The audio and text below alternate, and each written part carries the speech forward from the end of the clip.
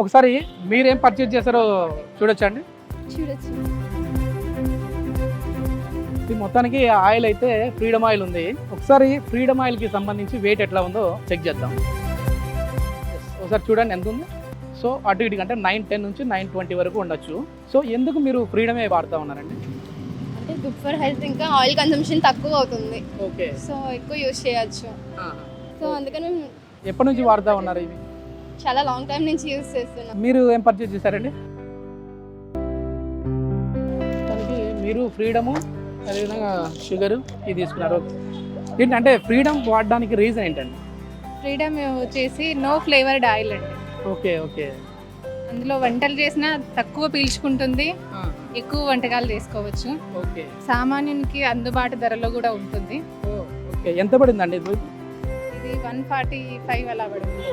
మీరు తీసుకున్న ఆయిల్ ఎంత పడిందండి? 125. ఓకే. ఒకసారి ఇది వెయిట్ చెక్ చేద్దాము. అంటే ఇందాక ఆల్రెడీ మనం ఫ్రీడమ్ వాడిన వాళ్ళది చూసాము, మళ్ళీ ఒకసారి చూద్దాము. ఎస్, సేమ్ ఇందాక మనకి ఎట్లా వచ్చిందో 915 నుంచి 920 వరకు అయితే వస్తూ ఉంది. సో ఇది మొత్తానికి ఎక్కువగా హోమ్ మేకర్స్ అయితే ప్రిఫర్ చేస్తూ ఉన్నారు ఫ్రీడమ్ ఆయిల్ని.